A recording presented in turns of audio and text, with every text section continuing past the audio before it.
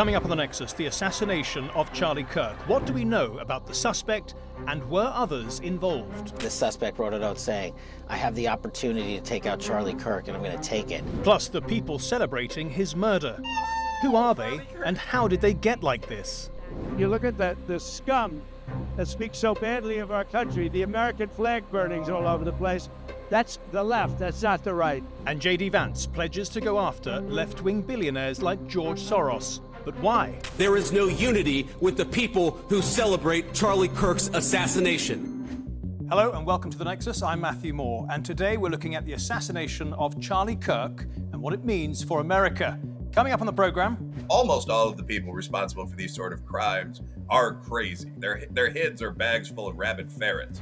Nonetheless, he is crazy from the left. We don't know his political ideology, maybe because there's stuff there that they don't want to put out. But first, let's look at the investigation into the alleged assassin. The man accused of killing Charlie Kirk with a rifle shot to the neck appeared in court on Tuesday. Could you state your name? Tyler James Robinson. Wearing an anti-suicide vest and via a web link, Robinson heard the murder charges against him. The defendant, Tyler James Robinson, intentionally or knowingly caused the death of Charlie Kirk. The 22-year-old was arrested 2 days after the shooting in Utah, his family persuading him to surrender after recognizing him in photos released by the FBI. A family member of Tyler Robinson reached out to a family friend who contacted the Washington County Sheriff's Office with information that Robinson had confessed to them or implied that he had committed the incident. Robinson has not formally confessed to police, but the FBI has released a string of text messages between him and his roommate, who was also his partner, which they say are a clear confession. It's alleged he left a note under his keyboard at home, which said, "I had the opportunity to take out Charlie Kirk, and I'm going to take it." After reading the note, his partner asked, "You weren't the one that did it, right?" To which Robinson replied, "I am. I'm sorry." When he was asked why, he said, "I had enough of his hatred. Some hate can't be negotiated out." The FBI is also looking at posts on the social media platform Discord, which is popular with gamers. According to the Washington Post, Robinson sent a message after the shooting which read, "Hey guys, I have bad news for you all. It was me at UVU yesterday. I'm sorry for all of this." Other evidence was also found at the scene. The DNA hits from the towel that was wrapped around the firearm and the DNA on the screwdriver are positively processed for the suspect in custody. Robinson's family, described as Republicans and Mormons, say he had grown increasingly political and left-leaning in recent years and expressed animosity towards his victim. He clearly had some obsession with Charlie Kirk. Shell casings found at the scene were inscribed with the words "Hey Fascist, Catch," lyrics from the anti-Nazi song Bella Ciao, and 3 downward arrows, a symbol used by the anti-fascist movement Antifa. The FBI is investigating at least 20 other potential accomplices that were part of Robinson's online network. We're also going to be investigating anyone and everyone involved in that Discord chat. Tyler Robinson himself is now facing the most severe punishment the law can hand down. We did file just recently, within the last few minutes, a notice of intent to seek the death penalty. Okay, let's bring in our guest now, and we have the ex-FBI agent, Kenneth Gray, the hate crime expert, Wilfred Reilly, and finally, the Democrat strategist, David Shuster. Welcome to the program, everyone. David, I'd like to start with you. On the 12th of September, you put out a tweet that said, according to Utah officials and police interviews with his family, Tyler Robinson hated Charlie Kirk because Kirk wasn't conservative enough. Given everything that you found out from the investigation so far, do you stand by that explanation? Well, I stand by most of it. The fact of the matter is those were law enforcement officials that were referring, in fact, to the shell casings, to some of the things that the friends had said, including that Charlie was only left on some things, and the fact that they knew from his family it was a very conservative family, a MAGA family, a Mormon family. The charging documents, though, underscore a couple things that we know are absolutely not true, and that is the charging documents don't make any reference to the roommate being trans, even though that was something that a lot of law enforcement put out there as part of this war against trans ideology. There's also no reference to other people being involved, so this idea of a conspiracy is nonsense.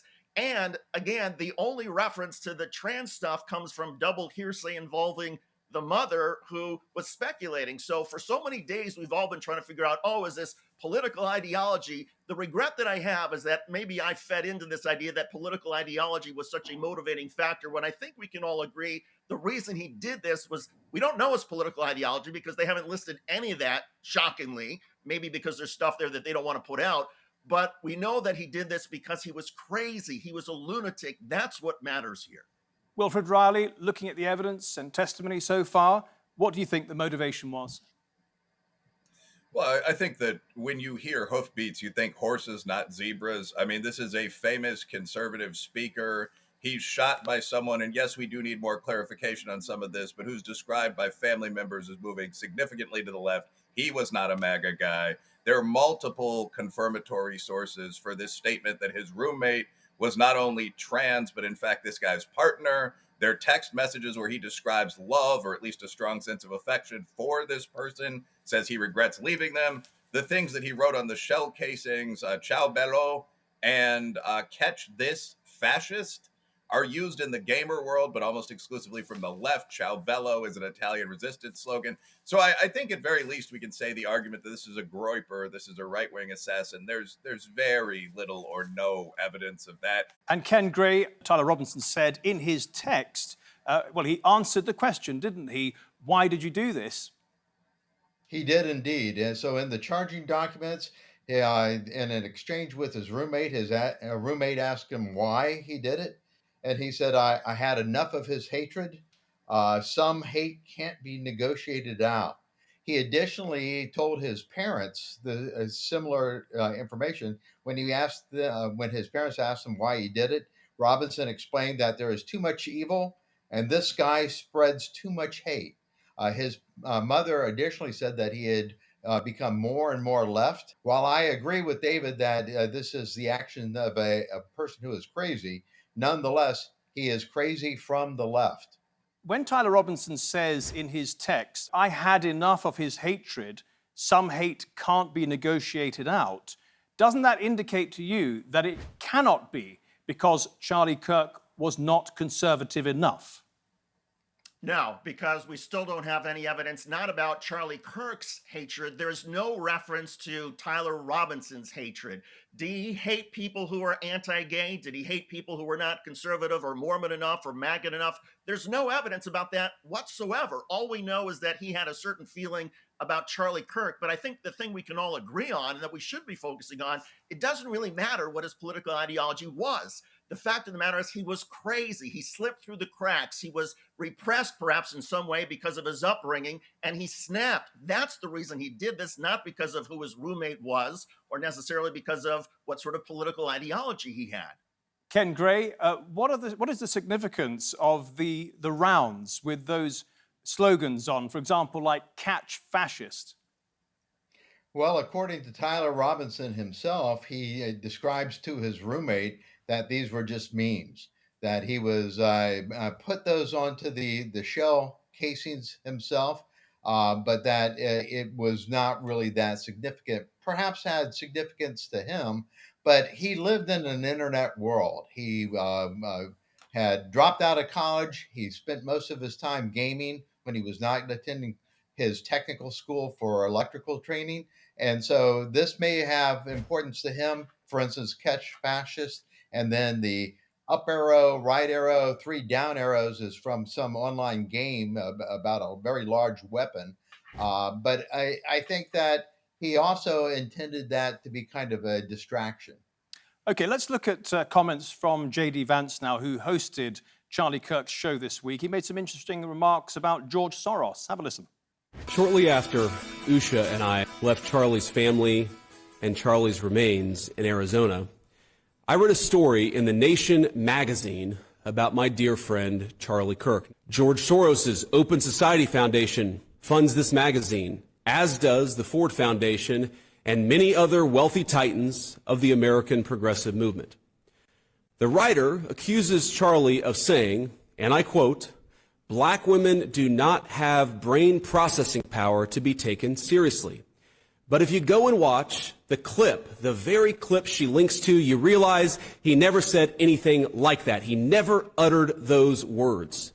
He made an argument against affirmative action as a policy. The very evidence she provides, this hack of a writer, shows that she lied about a dead man, and yet she wrote it. And of course, liberal billionaires rewarded that attack. Consider the level of propaganda at work. Charlie was gunned down in broad daylight, and well-funded institutions of the left lied about what he said so as to justify his murder. This is soulless and evil. But I was struck not just by the dishonesty of this smear, but by the glee over a young husband's and young father's death. He had children, as do many vile people. That's what they said. He had children, as do many vile people. There is no unity with the people who celebrate Charlie Kirk's assassination. And there is no unity with the people who fund these articles, who pay the salaries of these terrorist sympathizers, who argue that Charlie Kirk, a loving husband and father, deserved a shot to the neck because he spoke words with which they disagree. Wilfred, the Vice President there, specifically mentioning George Soros and others like the Ford Foundation. For our viewers who don't know much about him, can you describe who he is and the impact he has had on American politics? Well, George Soros is a left-wing billionaire who's one of many funders really on left and right, post-Citizens United in the USA, that contributes a great deal of money to the American electoral process. So when people say a Soros prosecutor, for example, they mean someone who's very likely to be lenient when it comes to criminal justice enforcement and law enforcement, who's received more than, the other panelists might disagree on the cutoff, but say $500,000 from one of George Soros's organizations. And the claim made by Vance is that the Ford Foundation and some of the major NGOs in this country are also funded, also benefit from largesse from Mr. Soros. And David, you're in the media. Is it not true that George Soros's Open Society Foundation and the Ford Foundation fund left-wing media outlets that stoke up the sort of political atmosphere that leads to shootings like this? That's what he's implying.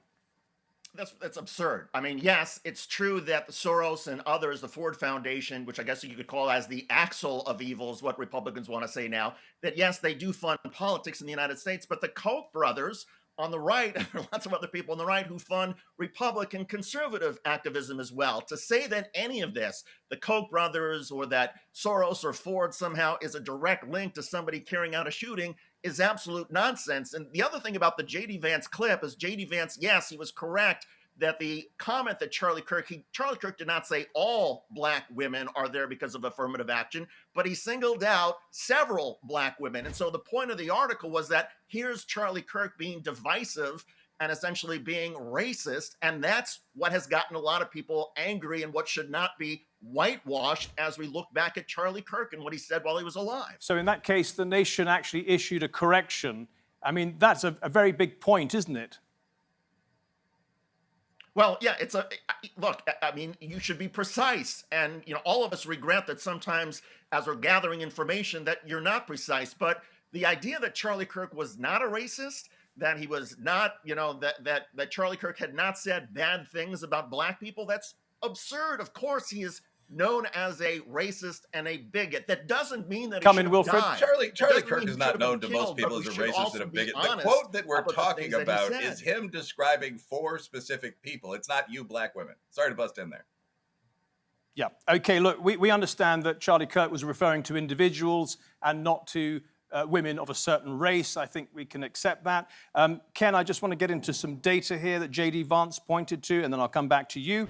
J.D. Vance went on to point out that according to a YouGov poll taken immediately after Charlie Kirk's assassination, 24% of self-described very liberal Americans believe it is acceptable to be happy about the death of a political opponent, while only 3% of self-described very conservative Americans believe that to be true. Here are some self-described liberals reacting to the news of Kirk's murder. Did you see that Charlie Kirk just got shot and killed? That's good. Wow, that's good. That's good that people are getting shot just off a political view? Good that people are dying in America? You should never celebrate something bad happening to someone. I, on the other hand, do cheer when bad things happen to bad people. Charlie Kirk just got shot.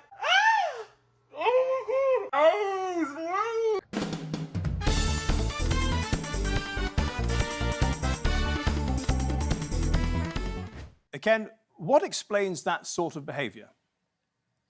Herbert Marcuse, the father of the New Left, redefined political tolerance as being intolerant to ideas and thoughts that you disagree with. He suggested that you should not allow space for people to express views you disagree with. That's where we get the idea that you hear from the left, that you should punch a Nazi, not allow them space to express views, and that that violence is an acceptable response to viewpoints that you disagree with. Well, we're hearing people celebrate Charlie Kirk's death because the opposition has been stopped. Wilfred, J.D. Vance and also President Donald Trump say the problem is far greater on the left than it is on the right. Does the data bear that out? It depends on how you measure tolerance for political violence. And also, when we look at these charts left and right are posting online, since this is a field most, if not all of us work in, how you define political violence determines who does more of this. I think a point that was made earlier was that almost all of the people responsible for these sort of crimes are crazy. Their heads are bags full of rabid ferrets. So not all of them, most of them, in fact, don't have a coherent political ideology. With that said, in the data set that's being referred to, yes, we do see, especially post-college, more tolerance for political violence on the left. I believe it's 58% of people on the left think it's sometimes or always acceptable to target a political opponent, as versus 27%, which is also a high figure on the right. One final thing there, you probably should adjust for age. People on the left are younger on average. So I think what you're probably seeing there actually is that as we fade away from kind of World War II baby boom norms, this is generally becoming more common. And that's very troubling. That's true. The older people who describe themselves as very liberal were far less likely to be happy about a death than the younger people who describe themselves as very liberal. David Shuster, just a final remark from yourself. You're a man of the left. And I know that you were not celebrating Charlie Kirk's death. In fact, you felt the opposite. Can you just explain to younger, very liberal people why they should have some humanity towards even their greatest political enemies? Because in a democratic society, the way you win is you present better arguments. You do more work. You work harder than Charlie Kirk did. You use facts and reality better than he did. And that's how you convince people to your side. The moment anybody on the left or the right takes the life of Charlie Kirk, you have lost that opportunity to win based on arguments and facts. And that hurts all of us. And so that's why I disagreed with nearly everything Charlie Kirk said, but I was horrified on so many levels, personally, viscerally, politically, that this happened. And the tolerance, to me, as one of our other guests said, is horrifying as well. There should be no tolerance for violence like this, none. David Shuster, Wilfred Reilly, and Ken Gray, thank you all very much for your analysis today. Really appreciate it. Well, the people celebrating Charlie Kirk's murder tend to justify themselves by pointing to the positions he took on various issues. But that seems grossly unfair, given he'd spent his entire adult life talking with people in an effort to avert violence. If we do not change the conversation back to us, the kids that are going to have to inherit this debt. Charlie Kirk was just a teenager when he made his first big TV appearance in 2012 on Fox News. Shortly after this, Kirk met Bill Montgomery, a 71-year-old conservative activist. Together, they launched Turning Point USA. Open mic, we're going to be here for a couple hours, so get comfortable. If you disagree, come to the front of the line. A non-profit designed to politically engage America's youth and stop the spread of liberal ideology in schools and universities. Kirk himself dropped out of university after just one term, preoccupied with his new project and disappointed that he'd never made it to West Point. And yet, he went on to spend much of his working life on college campuses. I go around universities and have challenging conversations, because that's what is so important to our country, is to find our disagreements respectfully, because when people stop talking, that's when violence happens. You, I hate you. Would you like to have a substantive conversation, or? A substitute? No, man. Would you like to have a conversation? Sure, absolutely. Okay. Yeah. How do you feel about being called a fascist? I don't care being lied about. Why is it a lie? Because I'm not a fascist. I believe in a free society. To challenge you to a gentleman's fist fight right here in front of this whole crowd. Now look, Listen. No, we don't have to go to blows or bullets. We can have discourse and debate, but yet you're inviting that. An early endorser of Donald Trump's first presidential campaign, his support and work connected him with key figures in the Republican Party. At 31, he'd never held a public office, but had brokered the relationships between a number of high-profile politicians, including J.D. Vance and RFK Jr., hosting many on his daily podcast. Bobby Kennedy, welcome back to the program. Charlie, thanks for having me. I won the young people by 37%. No Republicans ever won, and I won by 37%. And Charlie Kirk will tell you TikTok helped, but Charlie Kirk helped also. He held conservative views on a number of issues, including abortion, gun rights, and religion. And some on the left reacted by vilifying him. Neo-Nazis were in the front of out there in front of the conference. I want to make a quick clarification about the neo-Nazis at the Turning Point event. They were outside protesters. My point was more metaphorical, that you embraced them at your thing, I felt. For years, those on the radical left have compared wonderful Americans like Charlie to Nazis and the world's worst mass murderers and criminals. This kind of rhetoric is directly responsible for the terrorism that we're seeing in our country today, and it must stop right now. The reaction from mainstream media and online commentators did not prove him wrong. Hateful thoughts lead to hateful words, which then lead to hateful actions. You can imagine the administration using this as a justification for something. Rest in peace, Charlie Kirk, a piece of When people stop talking, that's when you get violence. That's when civil war happens, because you start to think the other side is so evil and they lose their humanity. Charlie Kirk's 36-year-old widow is now left to bring up their 3-year-old daughter and 1-year-old son alone. When I got home last night, Gigi, our daughter, just ran into my arms. She said, "Where's Daddy?" What do you tell a 3-year-old? She's 3. Well, let's bring in Scottie Nell Hughes now. She's a Republican commentator who knew Charlie Kirk right from the beginning, really. Scottie, what kind of a man was he, and what was he trying to achieve? Well, he was a very determined man, and he was a young man when I met him. He was still barely 20, I think, at that point. And he had dropped out of college because he felt like that he had bigger things to do than just sitting in class. And I think that was what made Charlie Kirk so ambitious and able to accomplish so much in such a short period of time.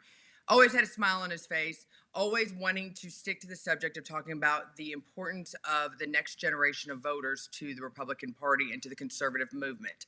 At that point, he really had not talked about a lot of the other social issues. He was completely focused on getting young people engaged into the GOP, something that the Democrats were doing really well and capitalizing on back in 2011, 2012. So he was successful in that, but I'm afraid he was a polarizing figure because there are lots of young people, especially young women, who have said, you may say even late teens, early 20s, who have said the man was full of hate, he was a bigot.